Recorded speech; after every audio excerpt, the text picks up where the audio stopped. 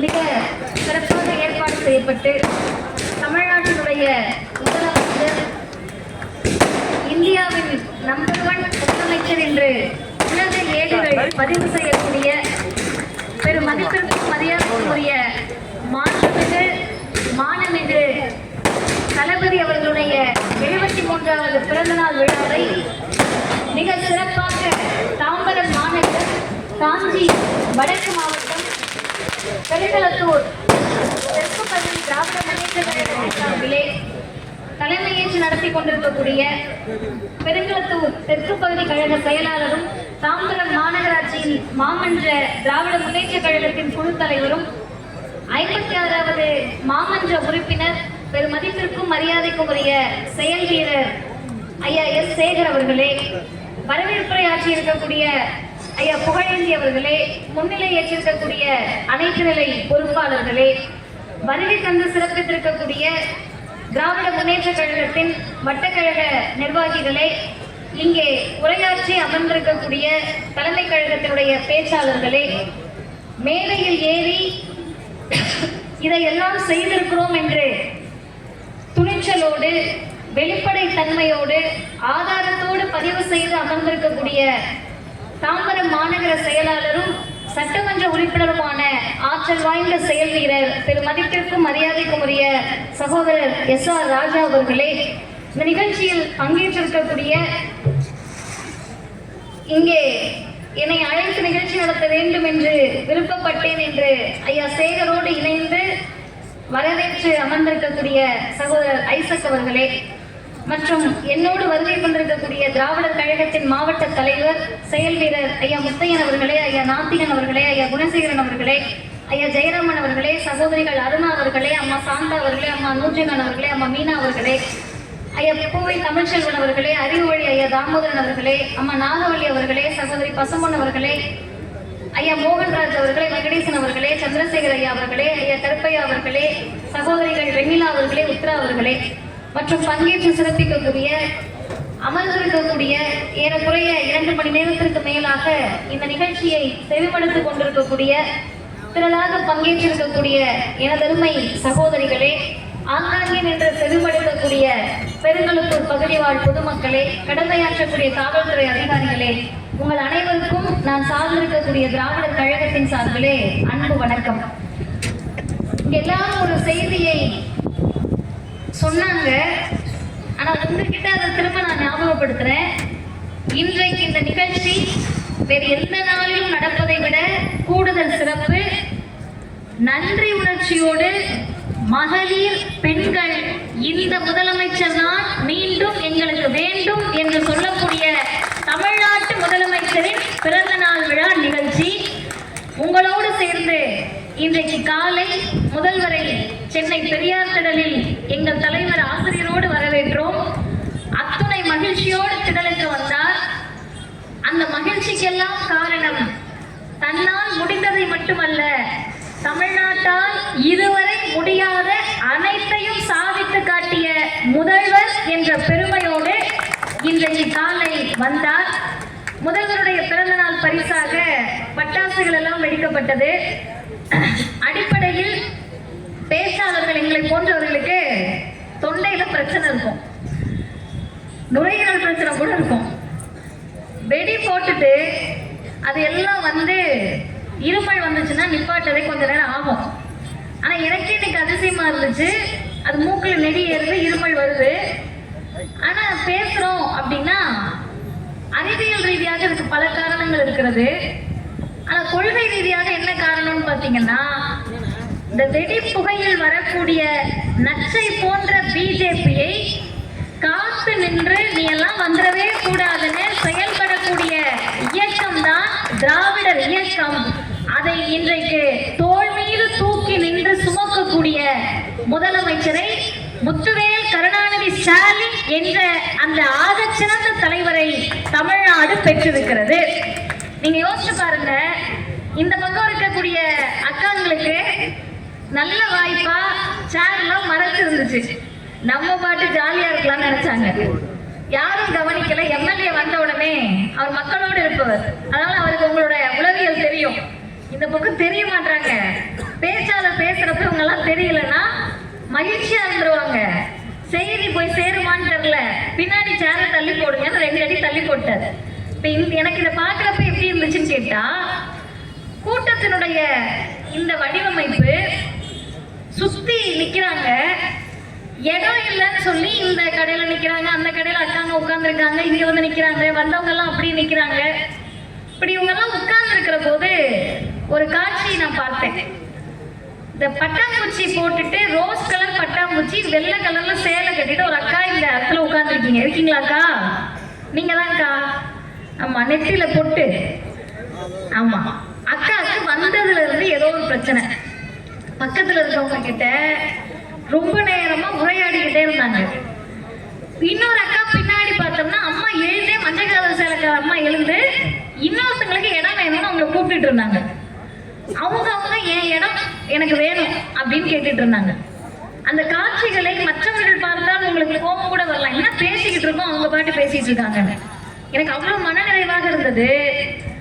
நீ வீட்டுல இரு, நான் போய் கூட்டம் கேட்டுட்டு வரேன்னு வந்த காலத்தை விட்டு நாங்க கூட்டம் கேட்கிறோம், நீங்க இப்படி ஓரமா நில்லுங்கன்னு ஆண்களை எல்லாம் சுத்தி நிக்க வச்சுட்டு நம்ம உட்காந்து ஜம்மனு கூட்டம் கேட்டுட்டு இருக்கோம். அப்படிதானேக்கா? அதுக்கெல்லாம் கை தட்டலாம்ல. நம்ம வந்து உட்கார்ந்ததே பெருசு தானே, வர விட்டாங்களா நம்மள? எனக்கு முன்னால் பேசிய அண்ணன் பேச்சாளர், நீ நினைவு சரி என்றால் கருணாகரன் அண்ணன் நினைக்கிறேன், ரொம்ப துணிச்சலா சொல்றாரு, வீட்டம்மா வரேன்னாங்க, கூட்டிட்டு வந்துட்டாருன்னு நினைச்சேன், வீட்டுல விட்டுட்டு வந்துட்டேன் அப்படின்னாரு.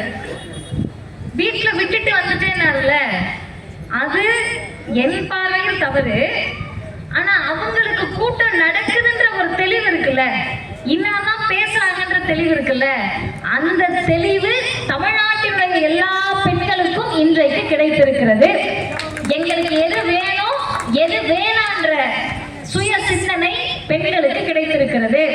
அதற்கு அடிப்படை என்ன அப்படின்னு கேட்டீங்கன்னா, நான் வந்த உடனே பார்த்தேன், எல்லாம் எங்களுடைய தோழர்கள் கருப்பு சட்டையோட முன்வரிசைகள் எல்லாம் ஆக்கிரமிச்சிருந்தாங்க. அப்படி இந்த பக்கம் பார்த்தா எங்க ஐயா, எங்க அப்பா வயசுல, எங்க பெரியப்பா வயசுல, எங்க சித்தப்பா வயசுல, எங்க தாத்தா வயசுல, இந்த பக்கம் எங்க பாட்டி, பெரியம்மா, சித்தின்னு நெற்றியில் நாமம் இருக்கிறது, திருநூறு இருக்கு, குங்குமம் இருக்கு, சகலமும் இருக்கு. இவங்க எல்லாம் இந்த பக்கம். கிறிஸ்தவர் ஒருவர் வந்து பேசுறாரு, இஸ்லாமிய பெண்கள் தலையில முக்காடோட வந்து உட்கார்ந்துருக்காங்க. அப்புறம் பார்த்தா இங்கதான் கோவில் இருக்கு அப்படின்னாங்க. நீங்க நல்லா யோசிச்சு பாருங்க, கோவில் இருக்கக்கூடிய ஒரு இடத்தில் கருப்பு சட்டை போட்டவர்கள் முன்வரிசையில், இந்த பக்கம் சாமி நம்பிக்கை இருக்கவங்க, இந்த பக்கம் கிறிஸ்தவர்கள், இஸ்லாமியர்கள், இப்படி அனைவரும் அமர்ந்து அமைதியாக ஒரு செய்தியை கேட்க முடிந்த கட்டமைப்பு இந்தியாவில் இருக்கக்கூடிய ஒரே மாநிலம் தமிழ்நாடு மட்டும்தான். நீங்க வட இந்தியால இந்த கட்டமைப்பை நீங்க பார்க்க முடியாது. இன்னொன்னு யோசிச்சு பாருங்க, மதிவதனி யாருன்னு தெரியாம கூட்டத்துக்கு கூப்பிடுவீங்க? தீகாக்காரப்புலன்னு தெரியாதா? பெரியாரியவாதின்னு தெரியாதா? எனக்கு கடவுள் நம்பிக்கை இல்லைன்றது என்னை விட இங்க இருக்க எல்லாருக்கும் நல்லா தெரியும். ஆனால் என்னையும் இங்க பச்சை சேலை கட்டிக்கிட்டு நான் வந்ததுல இருந்து அம்மாவை பார்த்து பார்த்து ரசிக்கிறேன். எப்படியும் எனக்கு 2 தலைமுறை மூத்தவராக இருப்பாங்க, அந்த நிக்கிறாங்கல்ல, அவங்கள நல்ல பழுத்த பழமான ஆத்திகர், அப்படிதானம்மா? பார்த்தாலே தெரியுது, எல்லா விரதம் இருப்பாங்க. ஏதோ அவங்க பிள்ளையே பொண்ணு மேடையில ஏறி பேசுற மாதிரி பார்த்து ரசிச்சு அழகா சிரிச்சு கை தட்டிட்டு இருக்காங்கல்ல, இப்படிப்பட்டவர்கள் தான் திராவிட முன்னேற்ற கழகத்தின் ஆணிவே. இவர்கள் இருக்கின்ற வரை, இந்த நேற்று வந்தவங்க, இன்னைக்கு வந்தவங்க, அவங்கள பத்தி நம்ம பேச கூட தேவையில்லை.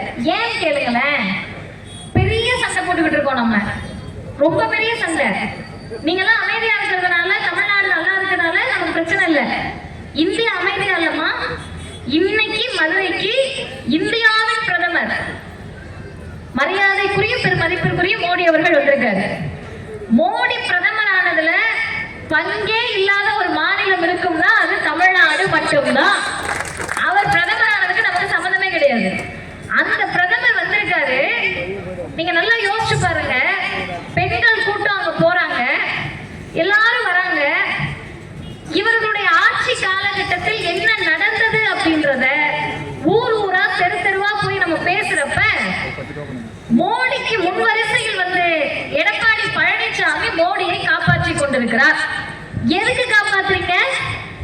வட இந்தியாவில் நடந்த மதக்கலவரங்களை மூடி மறைத்து, இஸ்லாமியர்களுக்கு எதிரான தாக்குதலை மூடி மறைத்து, வளர்ச்சியே இல்லாமல் இந்தியா வளர்ந்து விட்டது என்று மோடி சொன்ன பொய்களை காப்பாற்றுவதற்காக எடப்பாடி பழனிசாமி முன்வரிசையில் நிற்கிறாரு. அப்ப முதலமைச்சர் யாரை எதிர்த்து சண்டை போடுறாருன்னா, ஏதோ ஒரு நடிகரை வச்சு, ஸ்டண்ட் மாஸ்டர் வச்சு சண்டை போடுறவங்களுக்கு எதிராக முதலமைச்சர் சண்டை போடல. இந்தியாவின் பிரதமர், இந்தியாவில் இருக்கக்கூடிய 140 கோடி மக்களுக்கும் நாங்க தான் பிரதிநிதின்னு சொல்லக்கூடிய பிஜேபி, நம்மை விட வளம் பொருந்தியவர்கள், நம்மளை விட காசு இருக்கு, நம்மளை விட ஆள் பலம் இருக்கு. உங்ககிட்ட என்ன இருந்தாலும் சரி, தமிழ்நாட்டை துண்டாட துணியக்கூடிய உங்களை ஒருபோதும் அனுமதிக்க மாட்டோம்னு பாசிசத்தோடு தமிழ்நாட்டின் முதலமைச்சர் சண்டை போட்டுக்கிட்டு இருக்காரு. இவ்வளவு பெரிய சண்டையில முதல்வருக்கும் பிஜேபிக்கும் தனிப்பட்ட பகையா கிடையாது.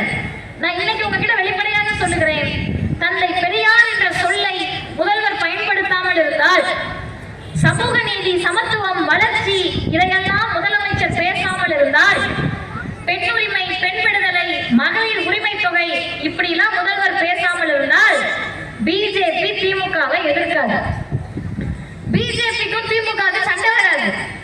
ஆனால் என் ஆட்சியை விட, நான் பதவியில் இருப்பதை விட தமிழ்நாட்டு பிள்ளைகள் பாதுகாப்பாக இருப்பது முக்கியம் சொல்லி பிஜேபி எதிர்த்து சண்டையிடக்கூடிய மிகப்பெரிய போர் வீரனாக தமிழ்நாட்டின் முதலமைச்சர் களத்தில் நின்று கொண்டிருக்கிறார். அப்படி நம்ம சண்டை போட்டுக்கிட்டு இருக்கப்ப குறுக்க மறுக்க நிறைய பேர் ஓடுவாங்க. நீங்களே இந்த படத்துல எல்லாம் பார்த்திருப்பீங்க, 2 பேர் சண்டை போட்டுக்கிட்டு இருக்கப்ப ஒரு தள்ளிப்போ அப்படின்னு ஒரு பாட்டி நடுவில் போகும். அந்த மாதிரி நம்ம போட்டுக்கிட்டு இருக்க இவ்வளோ பெரிய சண்டையில் இடையில வந்து குறுக்க மறுக்க கால் ஷீட் இல்லாததுனால சண்டை போடுறவர்களை பற்றி நாம் கவலைப்பட தேவை கிடையாது. ஏன்னு கேளுங்க, இந்தியா டுடேன்ற ஒரு பத்திரிகை, அந்த பத்திரிகை முதலமைச்சரை ஒரு வரிகளை சொல்லி பாராட்டுகிறது. நான் அப்படியே உங்களுக்கு சொல்றேன், ஹம்பிள் சோல்ஜர் அப்படின்னு சொல்லுது. இதை ஏன் இங்கிலீஷ்ல உங்ககிட்ட சொல்றேன்னா, தமிழ்நாட்டை போல அறிவார்ந்த கூட்டம் கேட்கக்கூடிய மக்களை நீங்கள் வேறு எந்த இடத்திலும் தேடி கண்டுபிடிக்க முடியாது. அது உங்க பகுதி பெருங்களத்தூரை பொறுத்தவரை நீங்கள் எவ்வளவு அறிவில் சிறந்தவர்களாக இருந்தால், எந்த அளவிற்கு சிந்தனை உடையவர்களாக இருந்தால், தொடர்ந்து 30 வருடமாக திமுகவை தவிர வேறு யாருக்கும் இங்க இடமில்லைன்னு சொல்லுவீங்க. உங்களுடைய உணர்வு எவ்வளவு பெரியது, உங்களுடைய கொள்கை பிடிப்பு எவ்வளவு பெரியது. எல்லாவற்றையும் தாண்டி உங்களுக்கு சேகர் அண்ணன் மேல தனிப்பட்ட முறையில ஒரு கோபம் இருக்குன்னு வச்சுக்கோ, யாருக்காவது ஒருத்தருக்கு, ஆனாலும் நீங்க அவருக்கு தான் ஓட்டு போடுவீங்க. ஏன் தெரியுமா? நமக்குள்ள இருக்கிறது அங்காளி பங்காளி சண்டை. அதுக்காக ஒண்ணுத்துக்காக அதிமுகவுக்கு போய் ஓட்டு போட்ட முடியுமான்ற சிந்தனை இருக்குல்ல, அப்படி சிந்தனையாளர்களை பெற்ற மண் இந்த பெருங்களத்தூர் பகுதி. இந்த பகுதியில நான் உங்ககிட்ட ஆங்கிலத்தில் சொன்னாலும் உங்களுக்கு புரியும், புரியாத சிலருக்காக தமிழ் படுத்துகிறேன். அமைதியான போர் வீரன் அப்படின்னு சொல்றாங்க. நீங்க இந்த படத்துல எல்லாம் பார்த்திருப்பீங்கக்கா, நம்மளோட அண்ணனுங்க தான் நல்லா படம் பார்ப்பாங்க, ஆனா நமக்கு அந்த பேர் வச்சுட்டாங்க, நம்ம தான் நல்லா பார்ப்போம். நம்ம வெளிப்படையா சீரியல் பார்ப்போம், அவங்க டிஸ்னி பிளஸ் ஹாட்ஸ்டார்ல பார்ப்பாங்க, அவ்வளவுதான் வித்தியாசம். மற்றபடி பார்க்காமலாம் இருக்க மாட்டாங்க. இப்ப நம்ம எல்லாருமே படம் பார்த்திருப்போம். இதுல என்ன வரும்னா, பெரிய போல்டான ஒரு ஹீரோவை காட்டுவாங்க. அந்த ஹீரோ எல்லாம் என்ன பண்ணுவாங்கன்னா, சத்தம் போட்டுட்டே இருக்க மாதிரி காட்டுவாங்க, ஸ்மார்ட்டா இருக்க மாதிரி காட்டுவாங்க. அமைதியாகவும் இருந்து போர் வீரனாகவும் இருக்கிற மாதிரி பெரும்பாலான இடங்களில் படத்தில் கூட நம்ம பார்க்க முடியாது. ஆனா நிஜத்துல ஒரு மனிதர் போர் வீரனாக இருக்கிறார், பாசிசத்தை எதிர்த்து சண்டை போடுறாரு, பிஜேபி எதிர்த்து சண்டை போடுறாரு, அதிமுகக்கு எதிராக நிற்கிறார், தமிழ்நாட்டை காத்து நிற்கிறார், ஆனா அமைதியா இருக்காரு. எப்படி, எங்கெங்க அமைதியா இருக்காரு? நீங்க எத்தனை பேர் வந்திருக்கீங்கல்ல, யாராவது அதிமுக இருக்க அக்கா மாறு ஏதோ ஒரு புள்ள பேசி கேட்போன்னு நிக்கலாம், பிஜேபியில இருக்கவங்க ஒட்டு கேட்கறதுக்காக நிக்கலாம். அப்படி நின்னீங்கன்னா ஒரு விஷயத்த அவர்கிட்ட யோசிச்சு பாருங்க.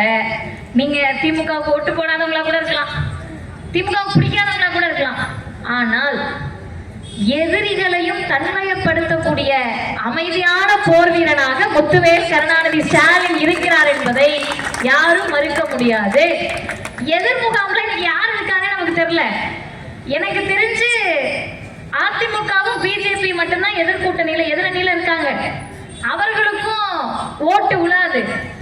மற்ற எதிரணியிலிருந்து திமுகவை அழிப்பேன்னு சொன்னவர்கள் அனைவருமே இவரை விட்டால் தமிழ்நாட்டை காப்பாற்றுவதற்கு நாதி ஏது என்று நினைக்கக்கூடிய வகையில் இன்றைக்கு முதல்வரின் பக்கம் நிற்கிறாங்க. இப்ப நான் பேசுறேன்ல, இதெல்லாம் சும்மா அடிச்சு விட்டுட்டு இவர் யார் தெரியுமா, இவர் எழுத தெரியுமா அப்படின்னு மேடை பேச்சு கிடையாது. ஆதாரத்தோடு சொல்றேன். பார்ப்பதற்கே எனக்கு ஆசையா இருக்கு. இந்த கூட்டம் இத்தனை பெண்கள் இருக்கும், உங்க எல்லாருக்கும் ஒரு பரபரப்பு இருக்கும், படபடப்பு கூட இருக்கும். நாளைக்கு காலையில பிள்ளைங்களை ஸ்கூலுக்கு அனுப்பணும். எங்க அண்ணன்மாரு வேலையில இருக்கவங்க, சைட்ல இருக்கவங்க, இங்க இருக்கவங்க எல்லாம் 12 மணிக்கு வீட்டுக்கு போனாலும் பிரச்சனை இல்லை. அப்படிதானம்மா? ஆமாவா? கடைசியில் இருக்கவங்க கேட்டுட்டுதான் இருக்கீங்க. இப்ப கூட்டம் சரி, இவங்க எல்லாம் 12 மணிக்கு போனாலும் நீங்க தான் தோசை ஊத்தணும். அந்த ராக்கெட்டை நம்ம விட்டாதான் விட முடியும். அப்படிதானே? எல்லாம் கொடுத்துருவோம், சாப்பிட்டு தூங்கிடுவாங்க. காலையில எழுந்து அவங்க பாட்டு கட்சி வேலையோ அவங்க வேலையோ பார்க்க போயிடுவாங்க. இந்த பிள்ளைங்களை மேய்ச்சி மணிக்கணும், அதுகளை நல்ல குளிப்பாட்டி சீராட்டி அனுப்பிச்சு விடணும். எல்லாம் பண்ணிட்டு அக்கறான கூட்டத்துக்கு வரலான்னு பார்த்தா கண்ணால பாக்குறேன், இங்க ப்ளூ கலர் ட்ரெஸ் போட்டு ஒரு பாப்பா, அந்த அக்காவை அந்த பிள்ளை உட்காரவே விடல. வந்ததுல இருந்து எதிர்த்தாப்புல கடை, வாமா வாமா வாமா வாமான்னு. இவங்களெல்லாம் எதுக்கு தெரியுமா கூட்டத்துக்கு கூட்டிட்டு வரீங்க? சரி, நம்ம பிள்ளை வந்து கூட்டம் கேட்கட்டும், ஏதோ மதிவதனி பேச, அப்படிலாம் கிடையாது. வீட்டுல விட்டையா பாத்துக்க மாட்டாரு, நம்ம தான் அதை தூக்கி சுமக்கணும், தூக்கிட்டு வரும். அதான் உண்மை, வெளிப்படையா தானே. உங்களுக்கு என்ன ஆசையா இங்கேயும் வந்து நம்மளே பார்த்துக்கிட்டு இருக்கணும்னு? அதெல்லாம் கிடையாது. இப்போ கொஞ்சம் உங்க பொண்ணு நான், அதனால நான் வெளிப்படையா கேட்கிறேன், ஒரு நாளைக்கு எத்தனை டீ போடுவீங்க? வீட்டுல 5 பேர் இருக்கீங்கன்னா காலையில 5, சாயங்காலம் 5 அக்கா, இடையில யாராவது வந்துருவாங்க. ஒரு நாளைக்கு 20 டீ போடுவீங்க, 10ல இருந்து 20. சரி, அப்படிதானே? எல்லாரும் காப்பின்னு வச்சுப்போம், டீன்னு வச்சுப்போம், தோசை ஊத்துவீங்க. தஞ்சாவூர்ல ஒரு வீட்டுக்கு நான் கூட்டத்துக்காக போறப்போ ஒரு அக்கா வந்து டீ கொடுத்தாங்கக்கா. நான் பொய் சொல்ல முடியாது, ஏன்னா எங்களோட பொறுப்பாளர்கள் எல்லாம் இருக்காங்க, அவங்க எல்லாருக்கும் அந்த கதை தெரியும் நடந்தது. டீயை குடிச்சிட்டு நன்றி காட்டினேன், குடிச்சிட்டு நன்றின்னேன். அந்த அக்கா கண்ணு கலங்குச்சு. எனக்கு புரியல, நன்றி தானே சொன்னோம், அது நம்ம ஏன் அழுகுறீங்கன்னு நான் கேட்கல. நம்ம ஆட்கள் எப்படின்னா சும்மா இருந்தோம்னாவே அழுகுறியா அழுகுறியா அழுகுறியான்னு அழுகுற வைக்கிற ஆளுக்கு. அதனால நான் கேட்கல, ஏங்க அழுகுறேன்னு கேட்கல. கொஞ்ச நேரம் கழிச்சு பார்த்தா அந்த அக்காவோட கையில ஃபுல்லா வரி வரியா இருக்கு. குடும்ப வன்முறை. அவங்க வீட்டாளு, அவங்க வீட்டு ஐயா மாமனார்லாம் கையில சிகரெட் புகையில சூடு வச்சிருக்காங்க. சரி, இந்த அக்காவோட வரலாறே நமக்கு என்னன்னு தெரியலையேன்னு பார்த்தா கார்ல ஏறி கூட்டத்துக்கு போயிட்டு இருக்கோம். ஒரு சந்தா தஞ்சாவூர்ல பார்த்து என் கூட வந்த ஒரு பொறுப்பாளர்கிட்ட, பெரியமா இது அவ வீடு தானே, இது இவ வீடு தானேன்னு கேட்டுட்டு வராங்க. அப்பதான் நான் கேட்டேன், அக்கா நீங்க தஞ்சாவூர் இல்லையா, புதுசா கேட்குறீங்களேன்னு. இல்லை, நான் பிறந்து வளர்ந்ததெல்லாம் தஞ்சாவூர் பாப்பா. 15 வயசுல கல்யாணம் பண்ணி வச்சுட்டாங்க, ஆந்திரால கல்யாணம் பண்ணி வச்சுட்டாங்க. 25 வருஷம் கழிச்சு இப்பதான் தஞ்சாவூர் வரேன். 40 வயசுல தஞ்சாவூர் வராங்க, ஆந்திராலே இருக்காங்க. ஆந்திராவே இப்போ உங்களுக்கு பூர்வீகம் ஆயிடுச்சுன்னு வச்சுக்கோங்க. நான் ஒண்ணுமே சொல்லலை, என்னக்கானே கேட்கல, எனக்கு புரிஞ்சிருச்சு. போயிட்டோம் கூட்டத்துக்கு. அப்ப நான் சொன்ன செய்தியை இங்க இருக்கக்கூடிய அம்மாமாருக்கு, பெரியமாமாருக்கு, சித்திக்கு, அத்தைக்கு, பாட்டிக்கு எல்லாம் சொந்தக்காரவங்க தானே. உடனே போயிட்டு யாரும் என் ஜாதியை தேடிடக்கூடாது. திராவிடம் என்ற கொள்கையின் மூலம் நம்ம எல்லாருமே உடன் பிறந்தவர்கள் தான், என் சொந்தக்காரவங்க தான் நீங்க. இப்ப நான் மேடையில போய் சொன்னேன், அந்த அக்கா நன்றி நான் ஒண்ணு ஏன் கண்ணு கலங்குதுன்னா, 25 வருஷம் ஆயிடுச்சு கல்யாணம் ஆகி, 15 வயசுல குழந்தை தானே. எத்தனை டீ போட்டிருப்பாங்க, லட்சக்கணக்கான டீ போட்டிருப்பாங்க. கணக்கு நான் கம்மியா சொல்றேன். ஆண்கள், இளைய தலைமுறை, என் அண்ணன்மார்கள், தம்பிமார்கள்லாம் கேட்டுக்கங்க. லட்சக்கணக்கான டீ போட்ட அந்த வீட்டம்மாவுக்கு ஒரு முறை கூட ஏறு எடுத்து பார்த்து நன்றியை விடுங்க நல்லா இருக்குன்னே நம்ம ஆளுங்க சொல்ல மாட்டாங்க. சக்கரை அதிகமா இருந்தா மட்டும் பாயாசம் மாதிரி இருக்குன்னுவாங்க. சக்கரை போடணும்னா அவங்க வீட்டுல எதாவது கற்றுக் கொடுத்தாங்களா? ஏன்னா நமக்கு ட்ரைனிங் கொடுத்ததான் அனுப்புவாங்க, பிஹெச்டி படிக்கணும்னா டீ போட. இப்படிலாம் சொல்லிக்கிட்டு இருக்க ஒரு சமூகத்தில் நன்றி என்ற ஒரு சொல் அந்த அக்காவுக்கு ரொம்ப பெருசு. அப்ப நான் சொன்னேன், ஒரு மதிவதனை நன்றி சொல்லிடலாம், ஆனா தமிழ்நாட்டில் இருக்க ஒட்டுமொத்த உழைக்கும் பெண்களுக்கும் மாதம் 1000 ரூபாய் கலைஞர் மகளிர் உரிமை தொகையை கொடுத்து நன்றி சொன்ன ஒரே முதலமைச்சர் உலகத்தில் முத்துவேல் கருணாநிதி ஸ்டாலின் என்ற முதலமைச்சர் தான். அக்கா உங்களுக்கு தெரியுமான்னு தெரியல, உலகத்துல எந்த நாட்டிலும் இந்த சிஸ்டம் கிடையாது. முதல்ல தமிழ்நாட்டில் முதல்வர் அறிவிக்கிறார், உடனே ஐயா எடப்பாடி ஆக சிறந்த அடிமை உருள்றாரு. எப்படிங்க முடியும்? 1000 ரூபாய் கொடுக்க முடியாதுங்க. இப்ப ஐயா வந்தா 2000 தருவேன்றாரு. எப்படி தருவார் அப்படின்னு மக்கள் கேட்கிறார்கள். ஆனா ஒன்ன புரிஞ்சுக்கங்க, 2000 இல்ல, ஐயா எடப்பாடி 15000 தரேன்னு போய் பேசினாலும் இனிமேல் அதிமுக தமிழ்நாட்டில் ஆட்சியை பிடிப்பதற்கு வழி கிடையாது. ஏன்னு கேளுங்க, தமிழ்நாட்டின் முதலமைச்சர் 1000 ரூபாயை பணமா நினைச்சு கொடுத்தா எந்த ஆட்சினாலும் கொடுக்கலாம், காசானா யாருனாலும் கொடுக்கலாங்க. அவர் அதை காசா நினைச்சு கொடுக்கல, காசு நினைச்சா உதவின்னு போயிடும். அவர் சொல்லுகிறார், என் சகோதரிகளுக்கு உரிமை தொகையை தருகிறேன்னு சொல்றாரு. இது திமுகவை தவிர, இந்த முதல்வரை தவிர யாரும் சொல்ல முடியாது. இன்னொன்னு யோசிச்சு பாருங்க, அந்த அக்கா இன்னைக்கு தமிழ்நாட்டில் இருந்தாங்கன்னா 1000 ரூபாய், ஆந்திராவுக்கு போனா கிடையாது. பிஜேபி ஆளக்கூடிய மாநிலங்கள் நம்மளை பார்த்து காப்பி அடிச்சாங்க. மகாராஷ்டிரால காசு கொடுத்தாங்கக்கா, கொடுக்குறோன்ட்டு போனாங்க. தேர்தல் முடிஞ்ச உடனே லட்சக்கணக்கான பேருக்கு மகளிர் உரிமை தொகையை நிப்பாட்டிட்டாங்க. ஆனா நம்ம முதலமைச்சர் என்ன பண்றாருன்னா, தேர்தலை காரணம் காட்டி பிஜேபி சர்க்கார், மோடி அரசு நிறுத்திடக்கூடாதுன்னு 5000 ரூபாய் விடிந்த உடனேயே தமிழ்நாட்டு பெண்களுடைய அக்கவுண்ட்ல போட்டாங்க. இத நீங்க ஒண்ணு வேண்டாம், நான் பேசுறேன் இவங்க பேசுறாங்க, இது எதுவுமே வேண்டாம். யோசிச்சு பாருங்க, எந்த தமிழ்நாடு நமக்கு தேவை, எப்படி இருக்கணும். எனக்கு ஆச்சரியமா இருந்துச்சு. நானும் நிறைய கூட்டத்துக்கு போறேன், பேசின ஒருத்தர் கூட அதிமுக என்ன பண்ணுச்சு அப்படி இப்படின்ற விமர்சனத்துக்குள்ள போனாங்களே தவிர, முக்காவாசி அவங்க பண்ணதான் சொன்னாங்க. இங்க பாரு பாலம், இங்க பாரு இதை பண்ணிருக்கோம், அங்க பாரு இதை பண்ணிருக்கோன்ட்டு. நல்லா யோசிங்கம்மா, தாய்மார்கள் யோசிங்க. ஏன் ஆண்கள் கிட்ட சொல்லாம உங்ககிட்ட சொல்றேன்னா, நீங்கள் தான் சுயமாக சிந்தித்து பக்கத்து வீட்டு அம்மா கிட்ட போய் பிரச்சாரம் பண்ணுவீங்க.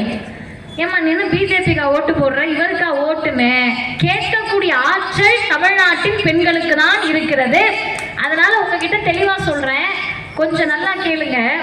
வளர்ச்சியை பத்தியே பேசிக்கிட்டு இருக்காங்கல்ல, பிஜேபி உங்க பகுதியில கூட்டம் போட்டா கலவரத்தை பத்தி பேசுவாங்களா, வளர்ச்சியை பத்தி பேசுவாங்களா?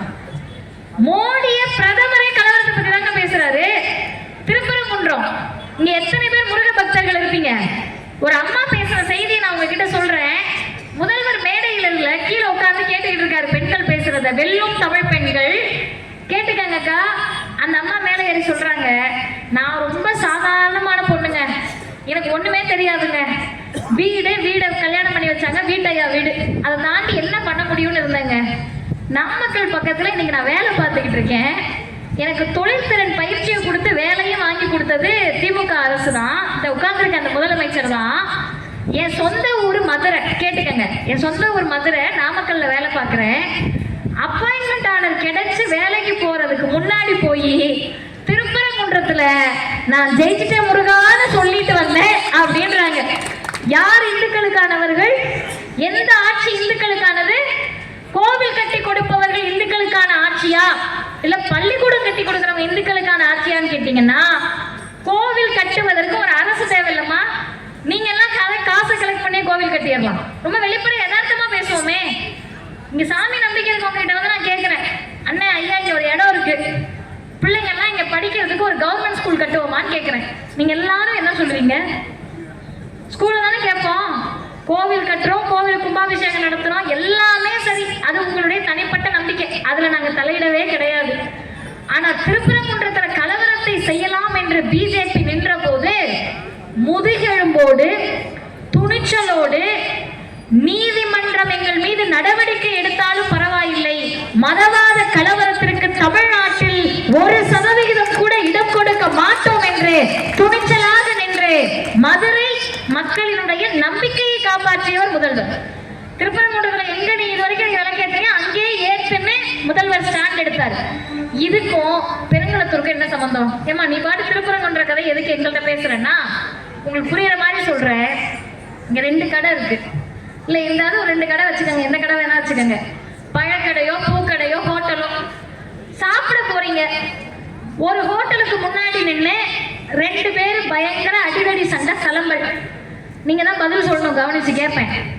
இன்னொரு கடை அவங்க பாட்டு அமைதியா கடை நடந்துகிட்டு இருக்கு. இந்த வெளியே 2 பேர் நின்று சலம்பலை பண்ணிக்கிட்டு அடிதடி சண்டையை போட்டுக்கிட்டு கச்சா மச்சான்னு இருக்க கடைக்கு போவீங்களா, இல்ல அமைதியா இருக்க கடைக்கு போவீங்களா? சொல்லுங்களேன். இந்த கடை யாரும் ஒருத்தர் சின்னவர் சொல்றாரு, ஆமா அப்பா எத்தனாவது படிக்கிறீங்க? எத்தனாவது படிக்கிற? 6வது படிக்கிறாரு. நன்றி. அமைதியா இருக்க கிடைக்கிறாங்க போவேன்றாரு. அது நம்ம புள்ள, தமிழ்நாட்டு புள்ள, புத்தி இருக்க புள்ள. எல்லா பிள்ளைங்க இங்கதான் இருக்கு. நீங்க எங்கேயோ இருக்க பிள்ளைங்க இருக்காங்க. கடைசி வரிசையில் இருக்க வரைக்கும் அமைதியா இருக்க கடைக்கு தான் போவோம்.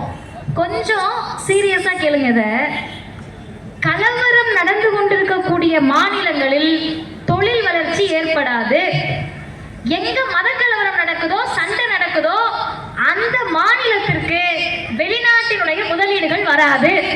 ஒண்ணு வேண்டாம், அண்ணன் சேகர் சொன்னாரு இங்கே ஒரு ஐடி பார்க் இருக்குமான்னாரு. இந்த ஐடி பார்க் மாதிரி தமிழ்நாட்டுல பல இடத்துல இருக்கு. இப்ப வெளிநாட்டுல இருந்து வர்றவங்க அமைதியா இருக்கிற மாநிலத்துல தான் இன்வெஸ்ட் பண்ணுவாங்க, முதலீடுகளை கொடுப்பாங்க. முதலீடு வந்தாதான் பெருங்கலத்தூர்ல படிச்சுக்கிட்டு இருக்க உங்க புள்ள வேலைக்கு போக முடியும், தாமிரத்துல படிக்கிற நம்ம புள்ள வேலைக்கு போக முடியும். அப்ப முதலமைச்சர் தொலைநோக்கோடு, சண்டை சச்சரவோடு, மதக்கலவரத்தோடு பெரிய பிரச்சனைக்குரிய மாநிலமாக தமிழ்நாடு இருந்தால் தொழில் வளர்ச்சி ஏற்படாது.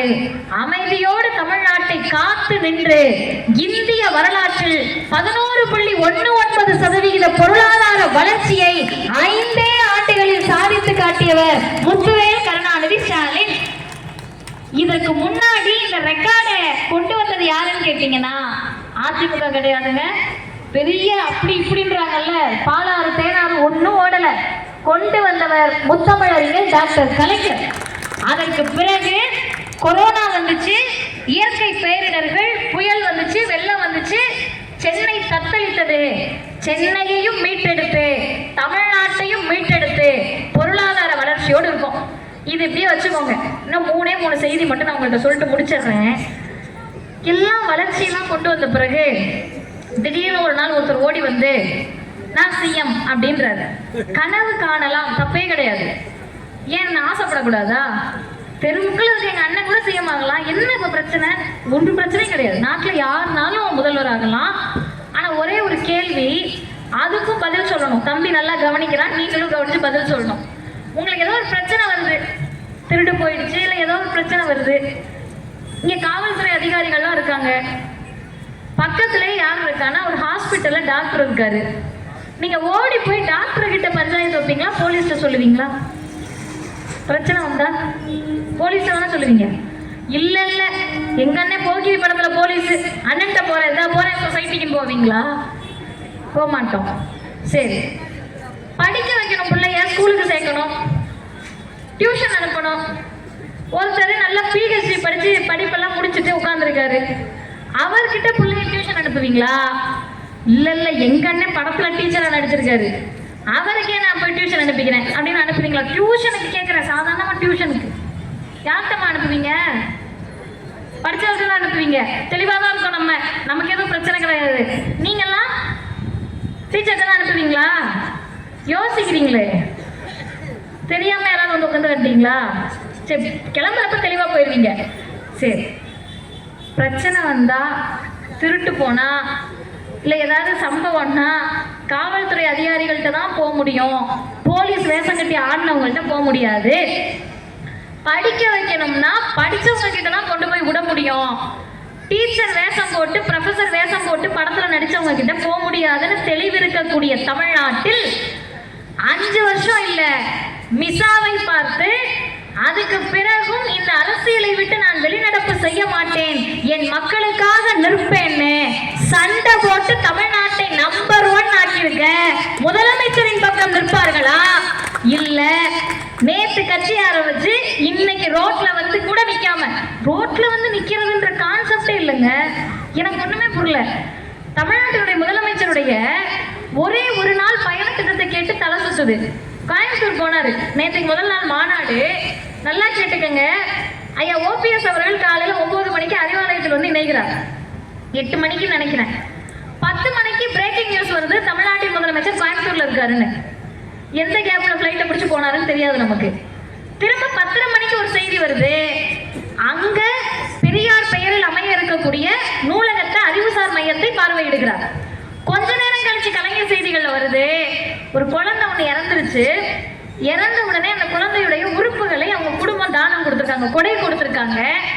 உறுப்புகளை கொடை கொடுப்பதே பெரிய விஷயம், அதுவும் பச்சை குழந்தை இறக்குது. அந்த இறப்பையும் மீறி மனிதநேயத்தோடு பெற்றோர்கள் செயல்பட்டு இருக்காங்கன்னு வார்டு கவுன்சிலர் போய் நன்றி சொல்லல.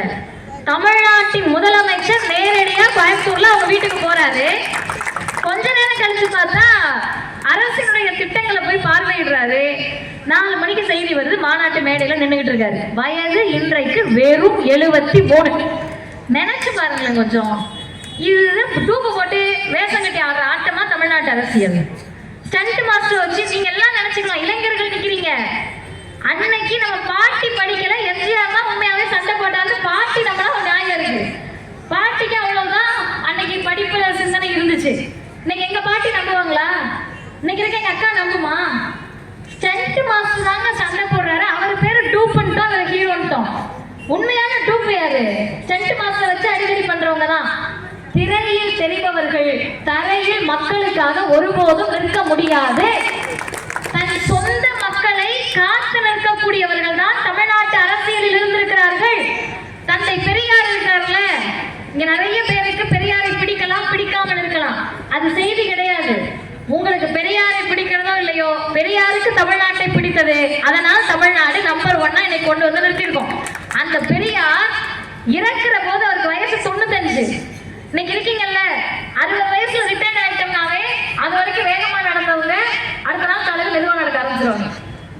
ஏன் நேற்று சாயங்காலம் வரைக்கும் ஐயா நல்லா தானே நடந்தீங்க, ஏன் மெதுவா ரிட்டையர்ட் ஆயிட்டோம்? ரிட்டையர்ட் ஆயிட்டாலே மனதளவில் சோர்வு வந்துடும். ஒரு மனிதர், அருமை சகோதரிகளே, பெண்களே, கடவுள் நம்பிக்கை நமக்கு இருக்கக்கூடிய பெண்களுக்கும் சேர்த்து சொல்லுகிறேன், 95 வயசுல மறைகிறார். சாகிறதுக்கு 6 நாளைக்கு முன்னாடி வரைக்கும் கூட்டம் பேசிய ஒரே தலைவர் தந்தை பெரியார். எப்படி போய் பேசினார் தெரியுமா? அப்படியே கார்ல வரோம், வந்து இறங்கணும் என்று பேசுறோம். அப்படி பேசல. பெரியார் சொல்லுகிறார் ஒரு இடத்தில், எனக்கு 6 கால்ன்றார். 6 கால் எப்படிங்க? மனுஷனுக்கு 2 கால் தானே இருக்கும். அவரா நடக்க முடியாது. யூரின் டியூப் போட்டிருக்காங்க. இந்த பக்கம் ஒருத்தர், இந்த பக்கம் ஒருத்தர் தாங்கி பிடிக்கணும். அதனால 6 கால் 6 கைன்றாரு. சாகிற வரைக்கும் தெருவுல நின்று, ரோட்ல நின்று, வீதியில நின்று மக்களோடு பயணித்த அந்த பெரியாரினுடைய பெயரை சொல்லுவதற்கு உழைப்பு தேவை. அந்த உழைப்பு இருக்கக்கூடிய முதலமைச்சர் முத்துவேல் கருணாநிதி ஸ்டாலின் என்ற முதலமைச்சர். பேரறிஞர் பெருந்தகை அண்ணா இன்னைக்கு அண்ணாவை என்ன பெருசா 2 வருஷத்துல செஞ்சுட்டாருன்னு நீங்க நினைக்கலாம். இத்தனை பேர் இருக்கீங்கல்ல, உங்ககிட்ட ஒரே ஒரு கேள்வி கேட்கிறேன். 5000 ரூபாய் பெட்டு ஜிபே பண்ணிடுறேன், கையில காசு கொண்டு வரல. கேள்வி கேட்கலாம்லம்மா? பெருங்களத்தூர்ல இருக்க இத்தனை மக்கள், நீங்க எந்த கட்சியா வேணா இருங்க, ஆனா உங்களுக்கு பெட்ல பந்தயம் கட்டி காசு வந்துடுறேன். என் பிள்ளைய படிச்சு முடிச்ச பிறகு, 12th முடிச்சு காலேஜ் முடிச்ச பிறகு உத்தரப்பிரதேசலையும், பீகார்லையும், ஒரிசாலையும், ராஜஸ்தான்லையும் வேலைக்கு அனுப்பணும்னு எனக்கு ஆசைமா அப்படின்னு சொல்றவங்க ஒருத்தர் இருக்கீங்களா?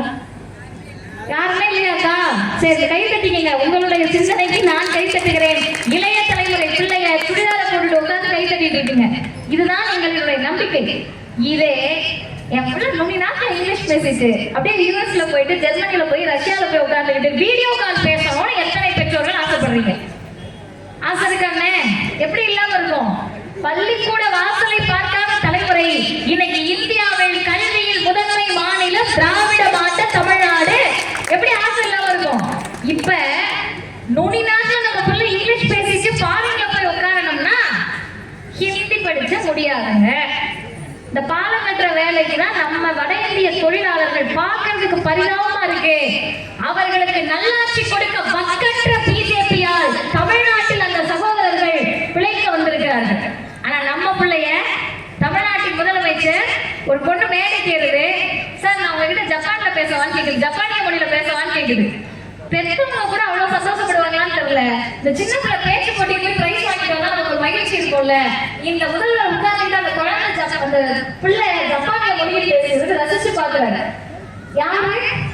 கூலி தொழிலாளிகளாக இருந்தவர்கள் வீட்டு பிள்ளைகளை இன்றைக்கு ஜப்பான் அனுப்பி வைத்த நான் முதல்வன் திட்டத்தை தமிழ்நாட்டில் கொண்டு வந்த முதலமைச்சர் முத்துவேல் கருணாநிதி ஸ்டாலின். இதுக்கான விதை யார் போட்டது தெரியுமா? எங்களுக்கு ஹிந்தி வேண்டாம்ப்பா, ஹிந்தியை படிச்சுட்டு எங்க பிள்ளை உத்தரப்பிரதேசத்துக்கு, பீகாருக்கு வேலைக்கு போறது கிடையாது. உங்களை மாதிரி ஹிந்தியை பேசிட்டு தமிழ்நாட்டுக்கு நாங்க எங்க பிள்ளைகளை பஞ்சப்பிள்ளைக்கு அனுப்ப போறது கிடையாது.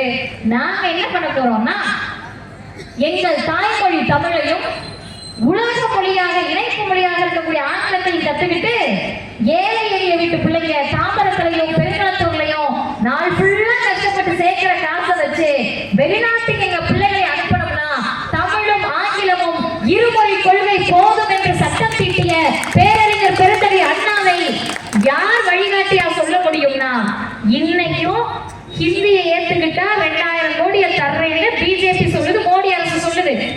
யார் காசு? மோடி வீட்டு காசு இல்ல, அமித்ஷா வீட்டு காசு இல்ல, இங்க உட்கார்ந்து இருக்கீங்கல்ல நம்ம வரி பணம். முதல்வர் சொன்னார் ஹிந்தியை ஏத்துக்கிட்டாதான் காசுன்னு சொன்னா, இந்த 3வது 5வது 8வது படிக்கிற பிஞ்சு குழந்தைங்க இருக்குல்ல, இதுக்கெல்லாம் பொது தேர்வுன்னு சொல்லக்கூடிய புதிய கல்விக் கொள்கையை ஏத்துக்கிட்டா 10,000 கோடி தந்தாலும் தேவையில்லை என்று முதுகெலும்போடு சொன்ன முதலமைச்சர் முத்துவேல் கருணாநிதி ஸ்டாலின். இறுதியாக முத்தமிழறிஞர் கலைஞர் பந்தயம் கட்டி சொல்றேன், வாழ்நாளெல்லாம் கலைஞரை திட்டி தீர்த்த குடும்பமா கூட இருக்கலாம். கலைஞர் என்ற அந்த மனிதர் கொண்டு வந்த ஒரே ஒரு திட்டத்தை கூட பயன்படுத்தலன்னு சொல்ற ஒரு குடும்பமும் தமிழ்நாட்டில் இருக்க முடியாது. இல்லைங்க, நாங்கெல்லாம் என்ன இங்க அது வந்துச்சா இது வந்துச்சா, கலைஞர் கட்டிய மேம்பாலத்தில் ஏறி சென்றுதான் கலைஞரையே திட்டிட்டு இருக்க. அந்த மனிதனால் பயனடையாத குடும்பங்கள் தமிழ்நாட்டில் கிடையாது.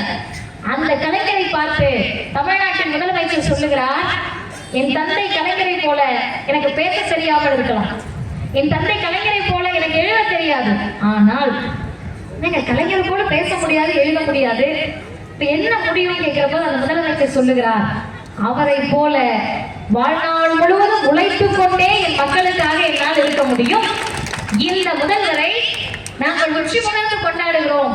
எங்கள் கழகத்தின் தலைவர் ஆசிரியர் சொன்னார், நான் சட்டமன்ற உறுப்பினரை முன்னாடி வச்சுட்டு சொல்றோம், தேர்தல் பிரச்சாரத்தின் போது இங்க வந்திருக்கக்கூடிய எங்க தோழர்கள் இருக்காங்க, கூட்டணி கட்சிகளாக இருந்தா எத்தனை சீட்டுன்னு பேரம் வரும், சண்டை கூட வரும், சமூகமா முடியும், பலது நடக்கும். ஆனா இந்த கூட்டணியில் அந்த பிரச்சனை வராது. காரணம், இது கொள்கையால் இணைந்திருக்கக்கூடிய இந்தியா கூட்டணி, மதச்சார்பற்ற முற்போக்கு கூட்டணி. எங்கள் தலைவர் சொன்னார், எல்லாருக்கும் எவ்வளவு சீட்டுன்றாங்க, திகாக்கு எவ்வளவு சீட்டுன்னு கேட்டாங்க. 234 தொகுதியும் திராவிடர் கழகத்தினுடைய தொகுதிகள் தான். நாங்கள் நிற்போம், பேசுவோம், பிரச்சாரம் பண்ணுவோம். 100 வருஷம் ஆயிருக்குமா நம்ம இந்த நிலைமைக்கு வர்றதுக்கு?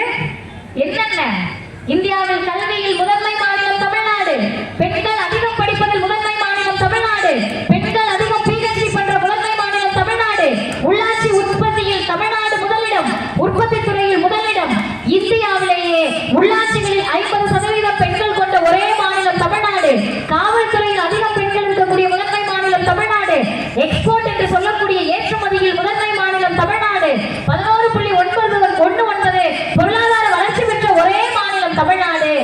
இத்தனையும் இன்னைக்கு வந்தவங்க அடிமையாக இருக்கக்கூடிய ஐயா எடப்பாடி நேற்று பெரியார் படத்தை நீக்கிறாங்க, இவருக்கு செய்தி தெரியாது.